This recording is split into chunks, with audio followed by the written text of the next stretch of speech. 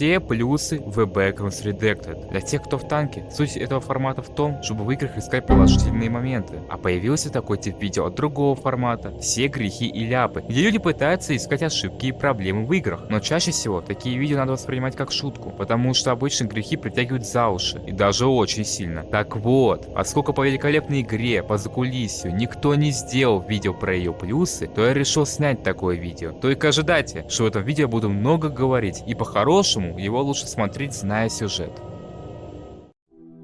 Прежде чем начать рассказывать сюжет, я бы хотел обсудить, как люди вообще находят эту игру. Как по мне, у каждого своя история. Если брать меня, то я узнал об этой игре благодаря тому, что в середине осени я снова словил вайбы закулисья и решил послушать музыку. И у Дабер Хацки увидел треки по Дымчато-серому. Мне понравились треки, но в рекомендациях потом попался гайд от Сабер Кьюбер про уровень Дымчато-серый. И тут понеслось! Я прошел черно-белый уровень, а потом увидел гайд про хорошую концовку и следом гайд по уровню 404. Я вот к чему все это говорю? А к тому, что как только ты хоть зашел и заинтересовался игрой, то ты больше и больше вникаешь в нее. То есть она тебя манит. Не сразу, но потихоньку подталкивает тебя в клетку бесконечной любви к The Backgrounds Redacted. Что касается людей, которые нашли игру не через социальные сети, скажут, так случайно нашли в Роблоксе, то тут есть две группы людей. Первая, она походит, посмотрит, а если зайдут в бонусную комнату и видят питомцев, они испугаются, скажут, что игра для детей, и уйдут. Вторая группа старается разобраться, либо их заинтересует путешествовать по уровням, и в конечном итоге придут к сюжету. И вот тут, как мне кажется, самый кайф, когда ты думал, что игра прохождения, а на самом деле тут такое. Вот это лучшее чувство, что ты ошибался. Давайте теперь перейдем к сюжету. Но чтобы до него добраться, мы должны стать частью команды, а для этого надо сперва пройти уровень «Восклицательный знак». И, наверное, большинство делало через гайды, но это не важно. По пути вы обязательно встретитесь с Фиби, она же мимик тусовщика. Она же дружелюбна с самого начала к главному герою. Она же является любовью фанатов. Впрочем, этот факт относится к каждому мимику, но об этом позже. Благодаря этому моменту нам уже дают понять настрой игры. Пугать не собираются.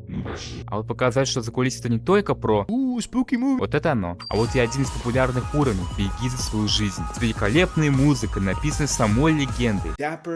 Husky. После легкой пробежки наша цель топать на уровень веселья. И тут мы узнаем, что не все уровни строятся. Зашел, побегал, вышел. Поломав прасик, мы проходим через дверь. И на этом уровне находим наш ключ к Биг Капибара. И если вы проходили уровень по хронологии, то для вас концовка Биг будет первой катсценой за эту игру, что сильно привлекает, как оказалось на первый взгляд, обычные Roblox игрушки. После катсцены нас перекидывают в базу Биг. И с виду небольшая локация, но лора дает очень много. А локаций мы можем встретить много участников Биг, где можно поговорить с каждым персонажем. Кроме одной. Слушать их это здорово, ведь это не в стиле Как дела? Что делал? нам дают крупицу лора, а у Милене вообще много диалогов. Да, кто-то скажет, Ну блин, озвучки нет, неинтересно. а я скажу, что это первая игра по закулисью, которая так рассказывает лор. А во-вторых, мы это бесплатно играем, так что вообще все претензии к игре должны быть сняты. Ну, кроме багов, которые разработчики исправляют. Дальше мы должны пройти долгий путь до уровня 40. Но на уровне 38 мы можем встретить SCP. Далее до аркадного рая мы можем найти интересный постер, где нам предлагают сыграть в игру. Конечно, мы соглашаемся и делаем ноуклип, где, решив головоломку в стиле «найди две хрени и войди в дверь», мы видим... Привет, путешественник! Ты действительно откликнулся на мой зов, не так ли? Добро пожаловать в мой мир. Все здесь работает так, как я хочу. Это не круто. Вы проникли на мой уровень, и теперь вам придется поиграть со мной. Я выбираю игру, и я выбираю правила. Если ты выиграешь, я позволю тебе уйти с подарком. Если я выиграю... Давайте скажем, что вы отключитесь от мира. Мы собираемся сыграть в Backgrounds Defenders. Не нарушайте правила, иначе я сломаю вам шею. Мастерица игры переносит нас в видеоигру. Читать это как Tower Defense. С абсолютно легкой сложностью. Ведь я уверен, каждый из нас ставил в линию великих воинов с топором. Забрав золотой билетик, вы сможете попасть на уровень 154, через уровень 38. Там мы встречаем Тову, мимик похитителя костей. Она просто хочет домой. Поэтому кто запрещает нам рядом с ней посидеть и дождаться поезда? Вообще, сам поезд это хорошая вещь. Видите вот этот список? Через этот транспорт можно попасть в эти уровни, что является одним из неплохих скипов. А если здесь еще один человек, то у вас появляется собеседник. Но только если у вас чат есть. Ладно, мы сюда не ради покатушек пришли. Нам и нужен уровень 699. Очень приятное место, где главному герою показывают воспоминания общения с дорогими людьми. А в конце нам дают лучший предмет за всю игру — Polaroid. Он и лечит, и согревает душу. А это еще один плюсик к лору. Подготовившись, мы теперь имеем полное право перейти к вкусному. Сюжет. Начнем с Digital Update. На уровне конец берем кассету и вставляем в компьютер, где нам показывают касцену, и с этого момента создается будущее игры. Сюжет, кинематографичность. И и то, за что всю игру до сих пор любят. Здесь начинается интересный отрезок геймплея. Он не похож в целом ни на один уровень игры, а все благодаря попаданию в компьютер. Каждый, скажем так, под уровень имеет свою логику. Нам предложат устроить Mario Kart, помочь спасти за кулиси и даже дадут поиграть во что-то похожее на I'm Scared. Я дам плюс за каждую под уровень. А забыл, тут даже есть Google-динозаврик. Когда мы собираем диски, нам дается доступ к папке, где мы можем узнать больше лора об истории Майка. А именно мы будем узнавать от писем Алисы Ривер и Эйден. А также мы можем видеть фоточки. На одном из подуровней нас знакомят с сущностью Anime Zine. И плюс здесь за мастерство сценариста. Персонаж только тут видим, а он уже интересный. И про нее хочется узнать побольше. А пока известно, что она появилась благодаря частицам Гай. Это нам дает продвижение истории. Ведь Майк думал, такой сущности не существует. А тут узнается, что эта Гай еще и похитила его девушку, а значит после побега с операционной системы нам есть чем заняться. Собрав все диски и поговорив со скрепкой, мы можем выйти с компьютера, где нам покажут катсцену, где злодейский злодей попытается нас убить, но ничего не будет, ведь души сильнее. И в этой катсцене интересно то, что нам показывают последствия после победы над Happy Files, где нам дают повод для размышлений. Например, при чем здесь сцена с Киото, или что будет дальше с Эйден, и это точно плюс. Ну и узнав от Anime, что нам нужна Гай, мы топаем в негативные уровни, которые, по моему мнению, являются очень атмосферными по сравнению с другими. Мне, конечно, понятно, что делали обновление по ним больше полгода назад, но все равно у них есть что-то. Они такие странные. Еще в плюсик можно закинуть, что сюжетная линия с ними полностью линейная. То есть, если пройти все негативные уровни и избегать с уровней только через куб, с исключением минус 5 уровня, то вы получите только сюжет. Ведь последний шанс вернуться назад только в минус 10 уровне. На уровне минус 3 мы можем встретить отражение Алисы Ривер и какого-то человека. Естественно, Майк на это все реагирует. И не должен был оставлять тебя одну. Но он же не железный. Это показывает, что Майку не наплевать на все. На уровне минус 4, помимо того, что может сохраниться, мы еще можем встретить приятного персонажа. Ника, мимик улыбающегося. У нее поведение как у ребенка, и с ней всегда забавно.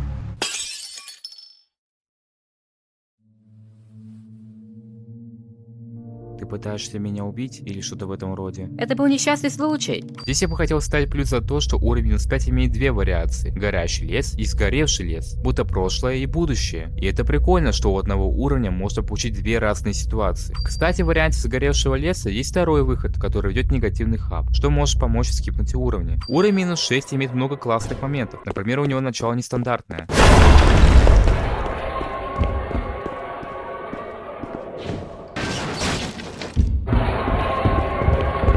А с такого вот скримера, бежав от монстра, мы можем случайно открыть дверь, где встретимся с такой интересной личностью. Про нее много теорий. От него самого мы можем узнать то, что он следит за Майком, и когда главному герою плохо, когда хочет остановиться, увидеть спокойствие в этих опасных местах. Кстати, эта дверь будет открыта только в том случае, если вы победили Happy Files. Выйдя с этого, так скажем, завода, мы видим оранжевое поле, и почему-то мне вот это место дает вайбы сталкера. Пройдя чуть дальше, мы встречаемся с достаточно неплохим человеком. Его зовут Джей, и по его диалогу мы можем понять, что он ищет подругу Аврору. Она куда-то далеко ушла в эти негативные уровни, потому что она с них кайф ловит. И вот здесь мне нравится вот что. Это будто параллель между Майком. Майк тоже ищет свою девушку на протяжении 3 года, только она пропала в экспедиции. У них у обоих одна ситуация: найти дорогих людей.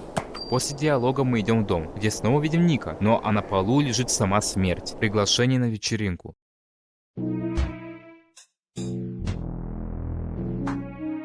Но 7-й уровень неприятный, и на первый раз он стрёмный. Записка в самом начале дает нам это понять. Любой звук приведет нас к смерти, и если хоть делать все по правилам, мы Джонни и не встретим. Но атмосфера-то бессердечная давит, но если много перепроходить уровень, то само собой страшно не будет, и ты будешь как родной. Но если специально выманить Джонни, то... Беги, сука, беги!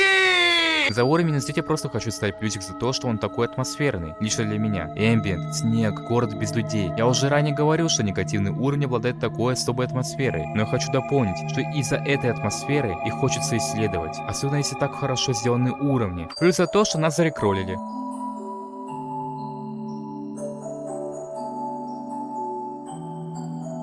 А вот что я и говорил, когда в минус 10 уровне будет последний шанс развернуться. Есть развилка, комфорт или правда. Это словно выбор Майка. Он хочет отдохнуть или пойти за тем, зачем и попёрся в нестабильные уровни. Уровень минус 11 это, можно сказать, отсылка на те игры, где нужно найти аномалию. Ладно, в первый раз вы ничего не найдете, но я же вас знаю, поэтому вы припретесь сюда еще раз, хотя бы ради титула. И еще что интересно, Биг здесь был. Не может же компьютер появиться просто так, а это снова дает пищу для размышлений. Ты возьми аварийный дробовик.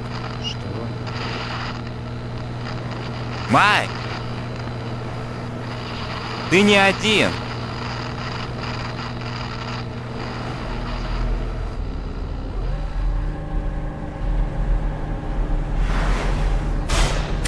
Уровень S13 представляет собой стычку с сущностью, и если вы проходили сперва только сюжет, то для вас это можно считать первым мини-боссом. Да их в целом не так много, но за наличие их это всегда плюс. Кстати, тот человек из радио это Феникс, это сказал сам создатель игры. Уровень минус 14. Начну, пожалуй, с музыки. Она очень хорошо сюда подошла. Тут вообще за музыку надо дать должное, но мы потом еще вспомним. Так вот, казалось бы, музыка этого уровня обычная, но контекст всего происходящего дает о себе знать. Уровень называется «Я жду тебя». Везде можно видеть снежных существ, которые были раньше людьми. И то, что мы так далеко зашли. Вспомните уровень минус 0. И куда мы пришли? Сюда. Тут ты будто задумываешься, блуждая по этому лесу. А если мы вообще вспомним, как мы начинали с концовки Биг, ну то есть не про Майка думать, а с точки зрения игроков, то вообще появляется такое чувство, что ты так много прошел. И ради чего? Что тебя заставляет идти дальше? Ну а если дальше говорить про этот уровень, то мы сможем встретить Аврору, где Майк попытается вставить ей мозги, что не надо подвергать себя опасностям из-за хобби. Ведь что подумают родные люди в случае твоей смерти? Но я не за это хотел поставить плюс. Я задумался, а Аврора может быть олицетворением фанатов закулисья. Она любит путешествовать по негативным уровням. Она ловит с этого кайф. А мы чем хуже? Мы тоже идем и занимаемся исследованием. Сказал же. Исследуем. Нам это нравится. Мы же не говорим: ой, тут опасно, не надо туда идти. Нет, мы наоборот идем в опасность. Да, может быть мы пошли ради сюжета, а если бы его не было, ну скажем, просто добавили негативный уровень для прогулки, мы бы все равно пошли. Мы ловим с этого кайф. Вот только проблема в том, что для нас это игра, а для Авроры это реальная жизнь. Вот здесь плюс за то, что этот уровень про Россию. Да, он даже называется по-русски, на английском языке. А вот это огромное здание вообще называют гигахрущевкой. Хорошо, что нет сущностей.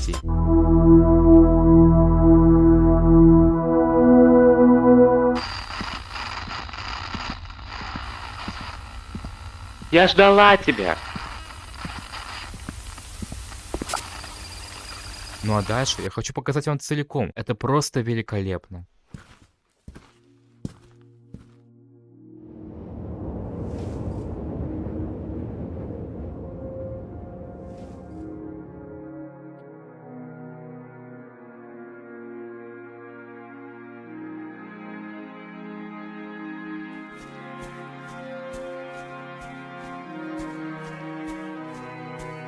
Когда ты был маленьким ребенком, ты нашел свой личный цифровой рай.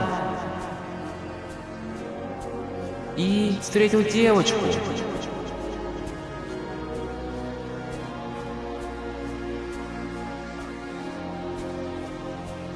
Там, чей код был высечен богами.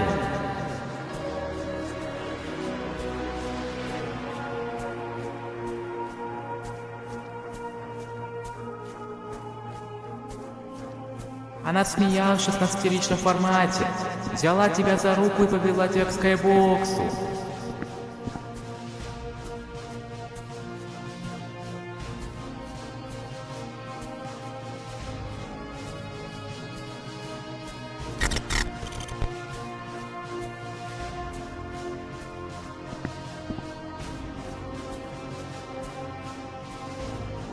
А потом ты навсегда забыл ее.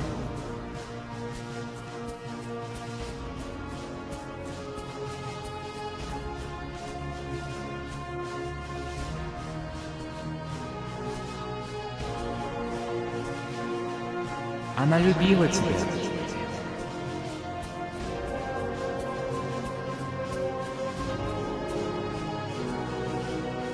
Мы скучали по тебе.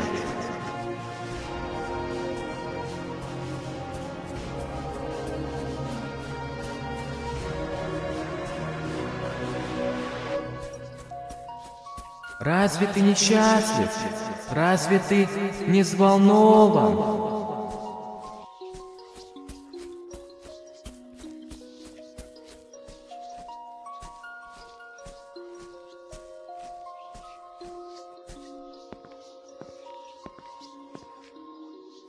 Ты наконец-то нашел свой пустой рай. Для тебя эта история знакома, но она целиком неправда. Что этот мир сделал с тобой, дорогой? Ты сломан. Едва можешь встать. Но сейчас все хорошо. Пора закрыть глаза и позволь себе отдохнуть. И не вставай. Никогда.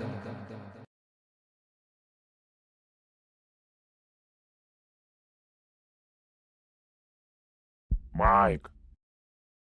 Майк. Майк.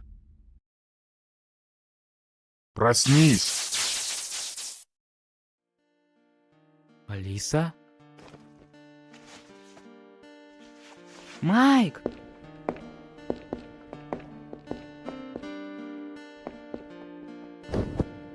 Я очень по тебе скучал. Я тоже скучала по тебе. Боже мой, как твоя щетина растет так быстро. Я давно не брился. Я знала, что ты придешь спасти меня. Эйден? Она... Сейчас ее зовут Энимой Зайн. Энимой сказала, что всеми силами сделает все возможное, чтобы защитить меня. И вот мы здесь. Что? Убирайся с моей головы. Черт. Я верила, что ты сделаешь это, но я не могу тебя долго держать в голове, Гай. Что ты имеешь в виду в голове, Гай? Убирайся из моей головы. Алиса, ты меня слышишь? Я вытащу тебя оттуда. Нет, ты не заберешь ее у меня. Я не могу этого допустить. Я не могу!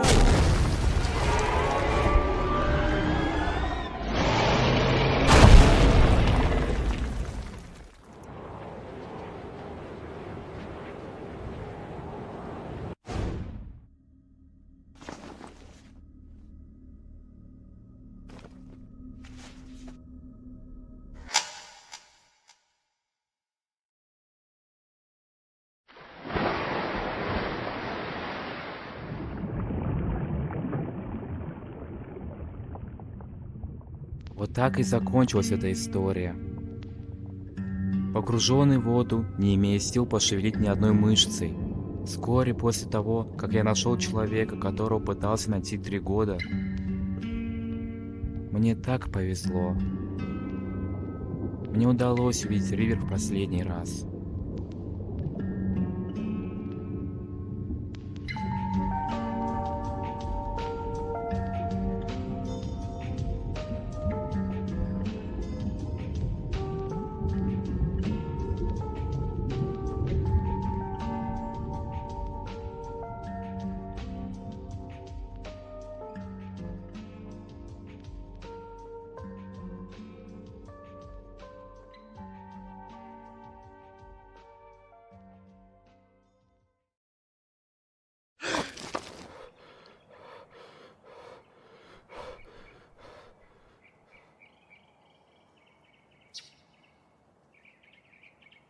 Наконец-то, ты проснулся. У вас наверняка много вопро... Моя девушка жива. Не торопись, я буду ждать тебя в большом зале.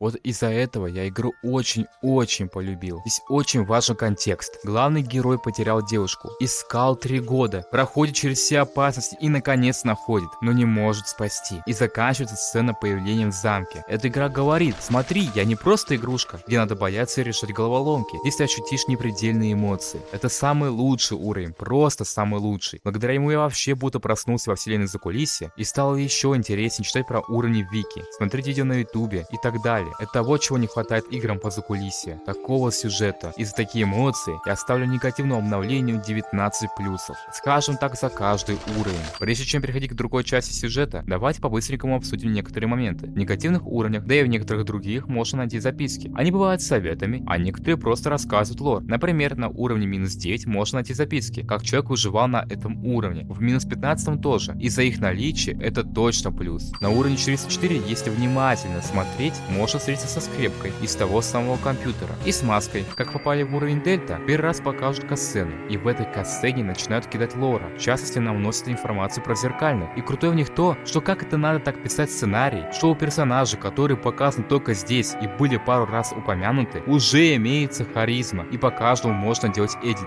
На уровне Дельта так много секретов, что перечислять их всех уйдет много времени. Вот давайте я поставлю 20 плюсов за их наличие. Теперь переходим к Jockey Nation. В него можно попасть через уровень Моа, и в этой части сюжета, наверное, начинается веселая часть игры, Привет, лузер! где мы встречаем знакомую и незнакомых лиц, и за этим диалогом приятно смотреть. Куда ты собрался? You want me, a human, to deal with it? What? Was that Clash Royale or? Yeah. Bro, hey, get off the iPad!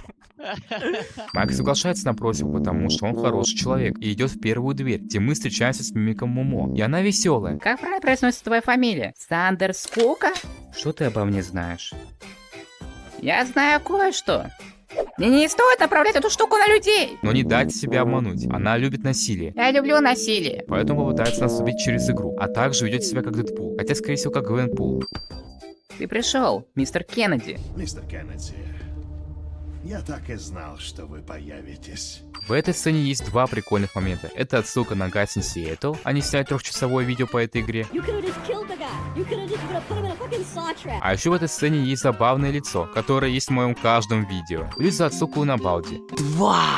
После побега мы попадаем в новеллу, где в целом приятные диалоги, но это не самое интересное. Интересно здесь то, что от Момо можно узнать, что ее отец является седьмым зеркальным, и то, что она родилась 7 дней назад. Это уровень является ссылкой на Доки-Доки. О. Дальше мы попадаем в уровень, где я вещаю все свои видео.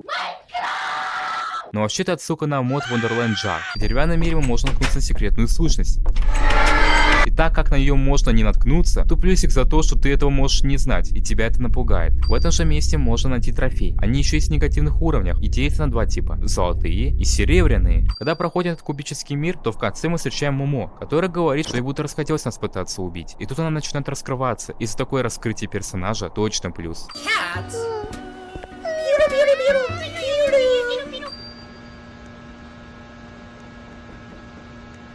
Кто там стучит, я не пойму. Черт, вот это, пожалуй, один из лучших скримеров за всю игру. Я думал, это сейчас будет нападать на меня. О. Ага. Не особо. Но было неожиданно. Момо сделала для Майка уровень, поскольку тот любит помогать людям, и этот уровень приятный. С тобой по-своему добрый компаньон, который шуточки кидает. Этот лузер завидует картине мистера Бобинского. Лоу. Это как, знаете, когда друг позвал вас посмотреть на его игру, и он тут начинает рассказывать. Это самая высокая башня в мире.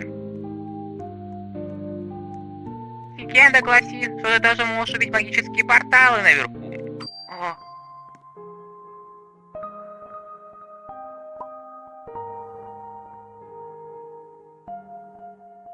Не надо ничего смотреть здесь. Я уже активировал одну кнопку. На этом уровне мы можем попасть в копию уровня Дельты. Хоть Момо говорит, что нам здесь нечего смотреть. Вот даже игра об этом говорит. Мы имеем полное право походить по этому месту. И не пожалеем, ведь узнаем лорную информацию. Да и в целом слушать Момо приятно. Блин, классный персонаж. Я бы с ней даже поговорил бы в реальной жизни. Хотя на самом деле я бы с каждым персонажем бы поговорил. Во сне я играл с маленькими грибными человечками, которые здесь обитали. Они все повторяли: «Ты меня не поймаешь! Ты меня не поймаешь!» Проклятые грибы, им за это еще придется заплатить. Покажи мне волшебный кристальный шар, где найти самых жалких существ в мире. Что это? Нет, я имел в виду смурфов. Их деревня.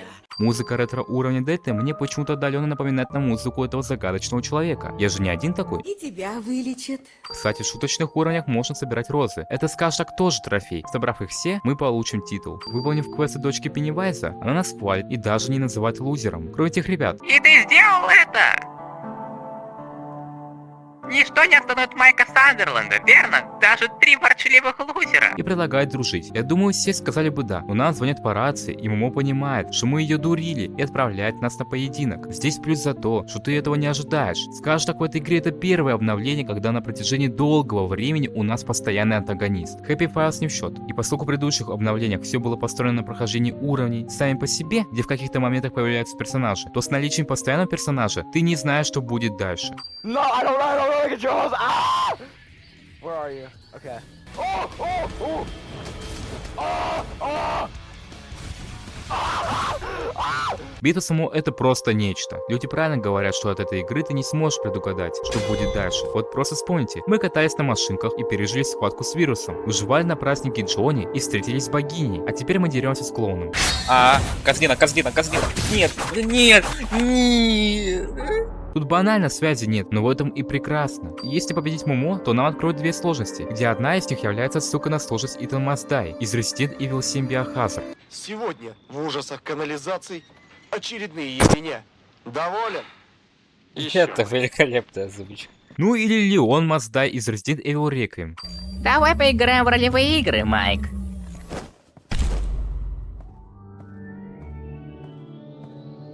Только один раз. Сначала я не понимал эту фразу, но потом понял, что это отсылка на такой мем, как Ларк, который изначально был популярен на Западе. После битвы идет катсцена, где вроде бы обстановка накаляется. Как ее решить? Чеховским ружьем. После блок-сикола идет приятная сцена. Здесь нравится то, что нам показывают развитие Момо, как персонажа. Сначала она была этакой злобной сущностью, как другие. Потом ей надоело злодействовать и решила нам сделать сюрприз. А потом она узнает, что мы не хотим дружить. Я бы так не сказал. И мы деремся. Все это показывает ее как проработанного персонажа. И на данный момент это лучший антагонист.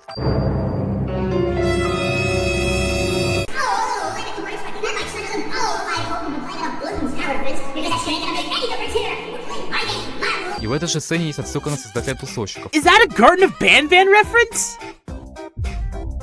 Ну и по традиции ставим каждый плюс за каждый уровень. После обсуждения сюжета дальше будем говорить об разных вещах. Например, а вы знали, что того работника Эйсинг в главном меню зовут Джон? Он так прозвало комьюнити, а создатели его прозвали Крисом. Теперь просят, чтобы ему поменяли имя на Джон. В этой игре есть отсылки на первую игру создателя The Backgrounds Redacted, а именно аниме. На уровне 5 есть картина Икеи.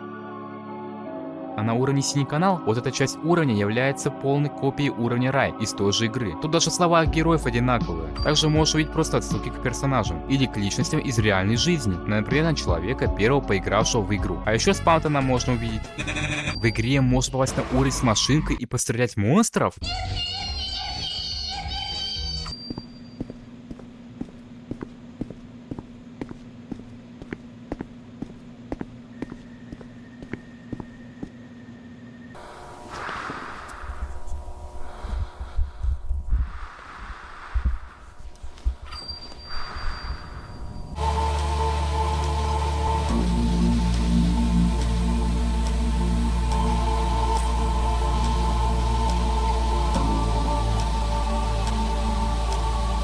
Я целовал руки композиторам игры. Музыка просто идеально подходит к каждому уровню. Кстати говоря, про дымчато серый. Плюсик за его наличие. Я мало в каких играх по закулисью встречал этот уровень. Максимум помню в Backgrounds After Hours. Мне нравится, что создатели добавляют персонажей в различные уровни, где они рассказывают свою какую-то историю. Это добавляет глубины игры. А некоторые даже добавляют больше лора уровням. Например, на уровне Алый лес мы можем встретить людей, которые рассказывают, как выживать в этой ловушке. Кстати, персонаж Виктора был придуман этим человеком. На уровне 15 можешь пропустить ключ-карту, которая позволяет открыть некоторые двери, где нам расскажут историю проживания здесь ученых. Мне нравится, что на уровне 666 надпись «Добро пожаловать в ад» переводится на многих языках, так как если рассматривать уровень через Википедию, то там тоже будет сказано про языки. Жалко, что в Роблоксе нет выбора без языка. Я бы посмотрел, как нам говорили эту надпись с рисунками.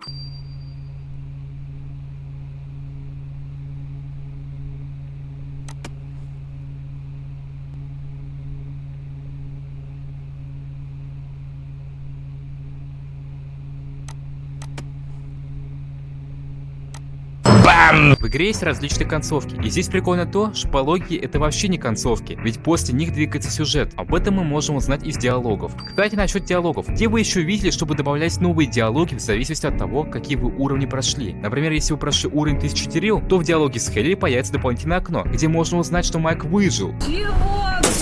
Говоря про Хейли, она является мимиком Кожекрадом и не очень любит людей, да и некоторых сущностей тоже, но при этом в ней есть что-то загадочное. Вокруг нее строятся теории, что она является каким-то главным звеном в управлении закулисья, а это плюс разбавление лора. Сама Хейли живет в магазинчике Alone Water. Про это место можно было слышать от Фиби на уровне восклицательный знак. Этот магазин хороший, он ведет на уровень заброшенный аквапарк, который в свою очередь имеет множество выходов, один из которых является синий канал. И получается, это еще один неплохой скип на другие уровни. Плюс это место еще имеет одну особую горку, которая заставляет задуматься. Зачем его только из больницы выпустили? Еще интересно то, как создатели обыгрывают все эти уровни. Поскольку они переписывают уровни на 90%, то получаем интересную картину, что, например, уровень синий канал не просто является точкой пространства между уровнями, но и теперь она будто успокаивает всех попаданцев. Мы можем попасть в такой особый уровень, как безопасное место. Здесь прикольно то, что люди без причины оставляют письма, и читать их всегда забавно. Раньше выход с этого уровня вел в случайное место, теперь нам дают выбор из 6 различных мест, и это круто. В письмах можно узнать про девушку Моль, это отсылка на Хатару, и ее можно встретить на уровне 5 или на уровне 2.32. Она же является мимиком Молли. Да ладно! И от нее мы можем узнать ее любимые вещи, а именно болтать со странниками и смотреть телевизор у Хейли, ласково называя Хали ТВ.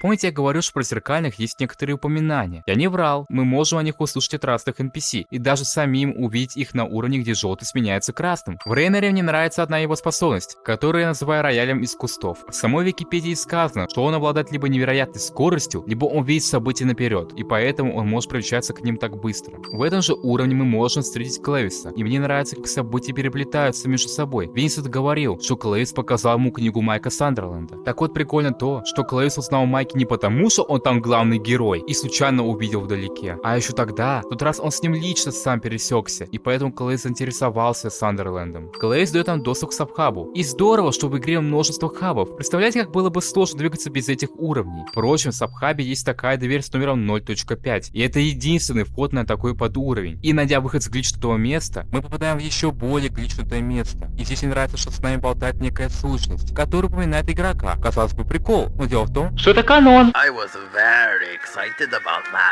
про каноничность уровня я взял не с потолка, а с диалога Феникса, где он так же, как и мы, удивляемся, что Майк выжил. И вот такие моменты в сюжете мало того, что заставляют задуматься, как такое возможно, но и увеличивают Майку харизму до уровня пожилого убийцы-зомби. Помните, я упомянул Киото? Это девушка, которая советует Майку, потому что сама она, по сути, является чуть ли не из самых сильных персонажей в этой игре, которая победила Рейнера. А тут из ниоткуда появляется человек, который обладает удачей Дрейка, поэтому она всячески пытается как-то притянуть к себе внимание, называя золотым мальчиком, или говорит, что он без своего питомца Офелии никто. К слову про Офелию, она не питомец, ни в коем случае. Это мимик Зануды, который является хорошим другом. Первое ее появление на уровне Земля обетованная, куда можно попасть через отель Чейз. Ее особенность в том, что она защищает Майка, даже когда сам главный герой говорит, что не останется на этом уровне, она все равно тайно следит за ним, как какой-то ангел-хранитель. Вот вы бы хотели, чтобы у вас был такой ангел-хранитель. На этом же уровне узнается информация, что Зануды — это вымершие существа. Не то чтобы это какой-то нонсенс, просто там можно намекать на войну веселья, и поскольку говорят, что добавят уровень 52 в будущем, а это база Зануд, то возможно нам побольше раскроют про их лор. Что ж, в отличие от прошлой школы, эту мы будем сносить руками. О, холера, czy to Freddy Fazbear? На этом уровне можно встретиться с последним, 8-м на данный момент мимиком. Харпер, мимик гонщего. И она, пожалуй, единственный мимик, который не умеет разговаривать по-человечески. На деле она понимает людей и даже оберегает, если они находятся рядом с гаражом. Еще что интересного, в диалогах могут подсказать, как попасть на те или другие уровни. Например, Хатару подсказывает про уровень 94. А вот этот человек, который подозрительно похож на разработчика игры, говорит про уровень 998. А это, скажем так, плюсик для людей, которые без гайдов проходят. Чтобы попасть на уровень 998, нужно на уровне -8 найти лифт, и с шансом 45% он откроется. Интересно то, что если вы не прошли уровень 404, то шанс будет 10%. Словно создатели говорят, чтобы ты прошел сюжет. Уровень 999 классный, поскольку он является, скажем так, судом Майка. И тут можно, во-первых, прочувствовать главного героя, а во-вторых, узнать информацию, что уровень 1000 существует, и что у Майка был лучший друг Ния, который умер в больнице, а главный герой не навестил его. И я думаю, что Ния — это то самое отражение на уровне -3. На уровне Фан Плюс есть отсылка на несуществующий уровень, а именно 283. Побег от огромного тусовщика напоминает о мобильные игры в стиле такой пробежки. На этом же уровне мы можем встретить еще один босс-файт с отличной постановкой, где Калеб приносит нам дробовик, и мы под хорошую музыку, написанную самим Dapper,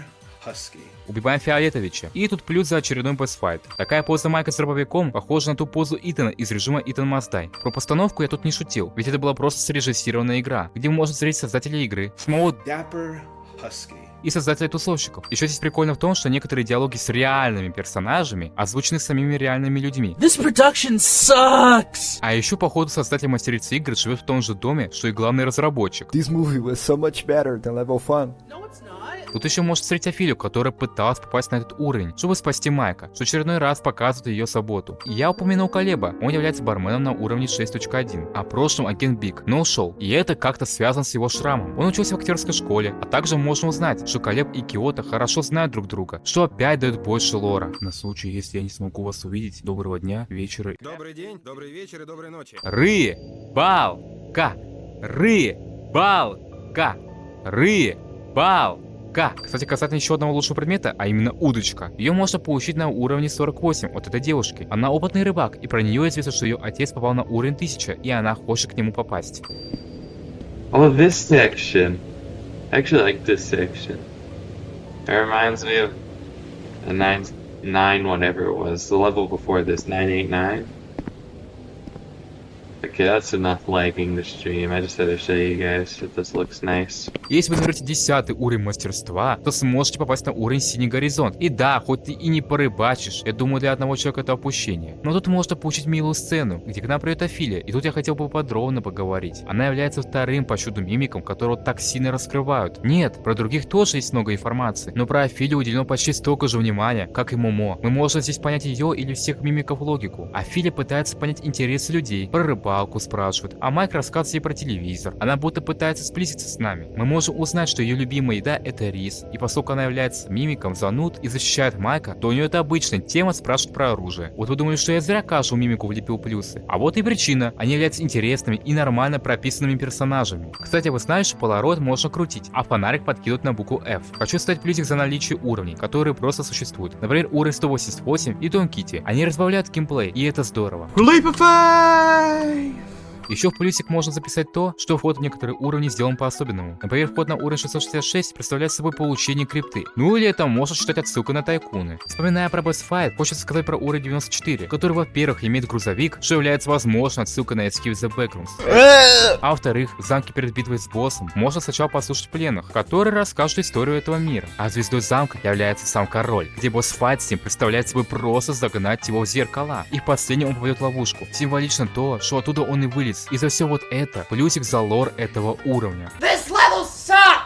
В игре еще есть секретные уровни, которые каждый имеет какой-то смысл. Ну то есть это не просто типа история этого уровня. Да некоторые вообще имеют такое, что невольно задумываешься. А зачем вообще это добавлено? Кстати, некоторые уровни имеют свои реальные прототипы вне игры. Например, секретный уровень 5 является уровнем минус миллион. Правда, информацию про этот уровень вы не найдете, но есть видео на ютубе. Теперь погнали расставлять плюсы по секретному уровню 2.32. И сперва я хочу поставить плюс за то, что по какой-то причине он не является секретным. Это либо прикол, потому что вся его тайна заканчивается лифтом в бонусной комнате, либо намеренная рабочая схема. В бесконечной реальности Джека мы можем встретить знакомых лиц, а именно 3 мимика, Безликого с уровня 13 и Киото. Извиняюсь, про этого человека я ничего не знаю. Плюс за то, что это пародия на Дурс. В этом уровне имеются картины, которые имеют разные отсылки. Плюсик за наличие молота. Я бы хотел вставить плюс за этот род, которого люди, не знающие его особенности, будут избегать. А оказывается, это торговец, только он дает одни лишь монеты, и то, когда захочет. В данном случае плюс за наличие бурмалды.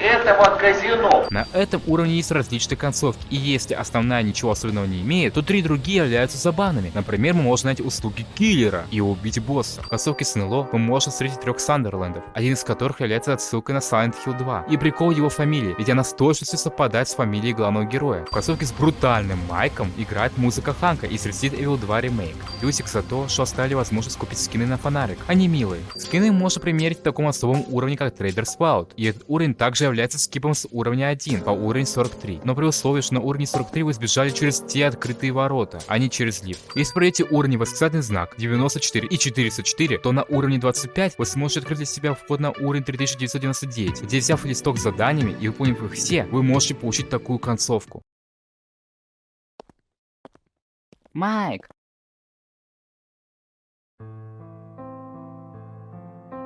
Команда Валса нашла новый уровень. Я думаю, тебе он понравится. Ты хочешь пойти туда со мной? Майк.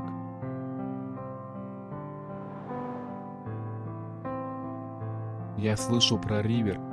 Ты в порядке? Да, я в порядке.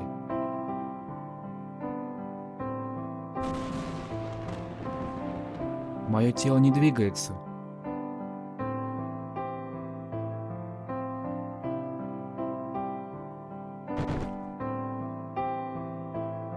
Что я делаю? Если я сейчас уйду, я повернусь спиной ко всем, кто обо мне заботился, верил в меня.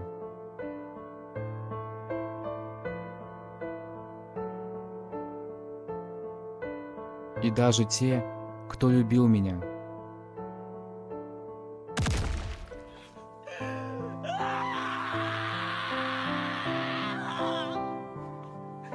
Хотя я этого хочу больше всего на свете, я не могу уйти.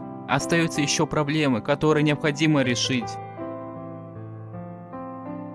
Если она была здесь, она бы не позволила мне это сделать. Я думаю, что с того момента, как ты упадешь сюда, пути назад нет. Чем ближе я к выходу, тем мои обязанности кричат громче.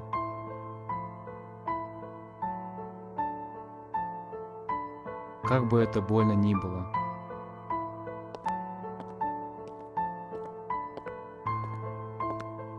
Я вам это не просто так показал. Она будто нам задает сложный вопрос. Как поступить? У тебя в реальной жизни есть родные люди, а в закулисье тоже есть близкие. Причем на том периоде у Майка была цель найти девушку, и у каждого человека свой выбор. Я бы, наверное, поступил бы так же, как Майк. Хотя есть другое мнение. What? Oh my god. You fucking idiot. Why'd you decide to go back? Gang. What are you doing? I think I just give up, bro. This guy's just a fucking idiot. Кстати, не отходя от этого уровня, в игре есть одна небольшая особенность. Если вы не получили концовку Big, то, во-первых, вы не получите сюжет, а концовка на уровне 404 просто покажет черный экран с надписью. А во-вторых, на уровне 3999 нам покажут другую касцену, где Майк ушел с закулисья. И тут он словно иронизирует, что в этом кошмаре не было ничего хорошего. А еще тут есть Фиби, которая радуется за Майка. Говоря про концовки, то есть хорошая и плохая. Да, прикиньте, сюжет не закончился, а уже есть такого плана концовки. Так вот, на уровне 9 квинтиллионов с чем-то мы можем либо спрыгнуть, либо пойти дальше подниматься наверх. Если спрыгнуть, то покажут хорошую концовку, и нам впервые показывают Front Rooms, ну не считая старой концовки. Если подняться наверх, то мы попадаем обратно в нулевой уровень? Мы что ли снова в самом начале? И зачем так долго сюда шли?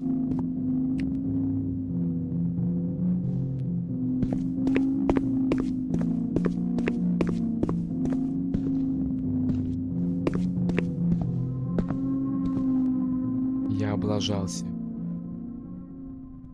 Я думал, что если поднимусь достаточно, я наконец-то выберусь и появлюсь там, где я хочу. Но в конце я закончу подниматься там, где я начал, с конца до начала. Грустно и несправедливо. Возможно, я потерялся. Возможно, я расстроен. Но в этой жизни у меня есть только одна неоспоримая истина. Чем дальше я буду двигаться вперед, тем дальше буду от себя прежнего. И чем дольше я нахожусь в этом моножелтном безумии, Тем больше у меня теряется рассудок.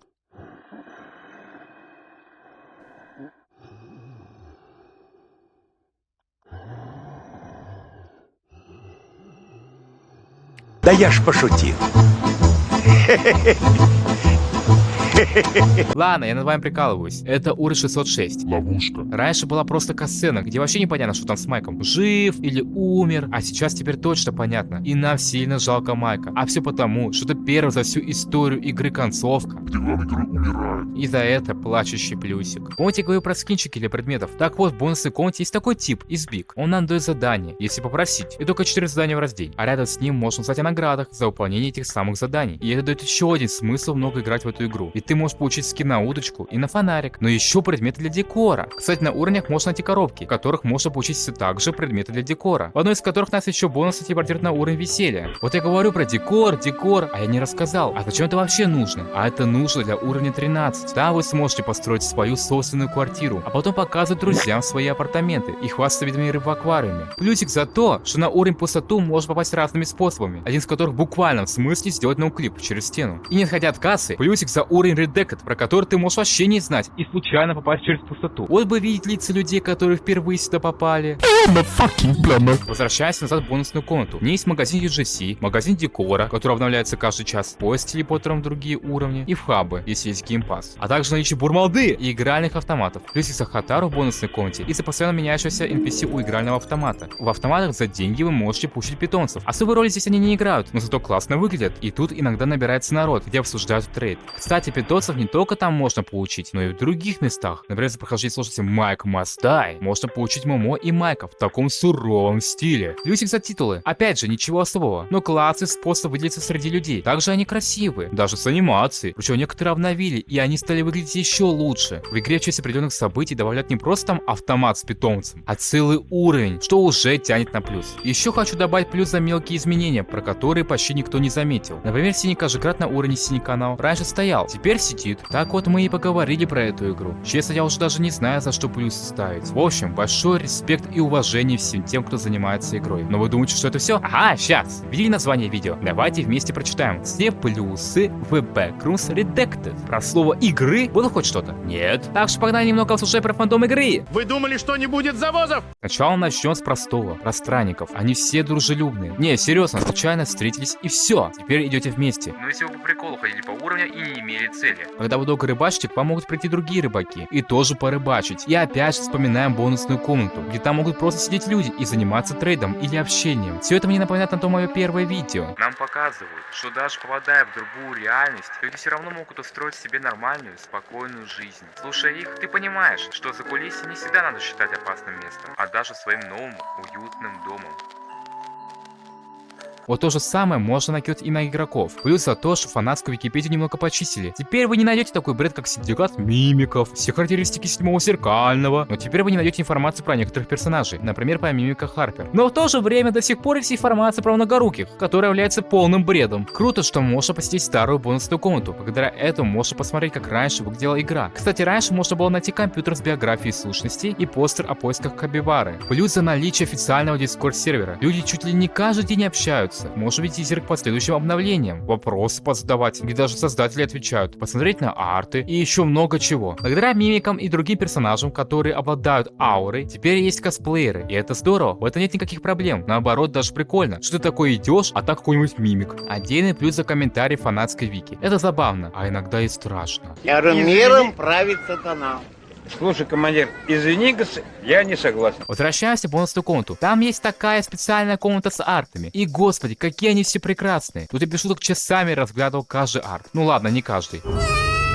Это классно, что разработчики их добавляют в игру, и мы можем на них поглазеть. Не забывай нас! Реально, ко всем большое уважение. И не отходя от творчества, давайте поговорим про социальные сети. По этой игре вы можете встретить ютуберов и тиктокеров, в большинстве своем англоговорящие. И вот что я хотел здесь обсудить. Я давно такого не видел, чтобы по не такой сильно популярной игре снимали, скажем так, разный контент. Да, есть геймплей обновлений и гайды. И я не говорю, что это плохо, это полезно и интересно. Я вот что хочу сказать. По этой игре настолько сформировалось сообщество, что теперь есть видео как прятки, релиз геймпассов, анимации, новости и другие. И все они снимаются своим стилем. То есть нет такого там просто обсудили, просто поиграли. И такие видео бы повторялись. Просто разные авторы. Нет, у каждого свой вайб. И вот это самое крутое. Люди снимают не потому, что там хотят деньги, а потому что им это нравится. Нравится хобби и нравится сама игра. Я не говорю, что зарабатывать на таком плохо. Просто есть разница, когда ты делаешь ради денег, и когда ты делаешь потому, что тебе это нравится, и за это получаешь деньги или не получаешь. А насчет англицизма, я буду врать, если скажу, что только на английском английском говорят, есть и на разных языках. Просто проблема в том, что про эту игру хотя бы что-то известно среди англоговорящих. А все почему? А потому что, ну это же игра прохождения, и в ней же нет ничего интересного. А все, кто там находит смысл, то те не понимают вкусы. Тогда как такое возможно, что по этой игре есть фан-база, по этой игре делают арты, видео, музыку, и это не прекращается, а даже появляются новые, а разработчики до сих пор идут по своему направлению. Вот люди, которые критикуют эту игру, говорят: Самая ужасная ходилка — это не за кулисье. вы задайте себе вопрос, а за что ее полюбили? Вы вместо того, чтобы оценивать игру по первой минуте, сначала разберитесь с ней. Нет! Легче сказать игра хрень, а потом пойти выращивать сад. Ну а если те, кто критикует игру, скажут, что хейт обоснованный, то пускай эти люди напишут в комментариях свою обоснованную позицию. А пока что, за все вышесказанное, нам про творчество, я накину 50 плюсов, потому что каждого автора видео, арта или шорта я не смогу перечислить. Да ты имбецил.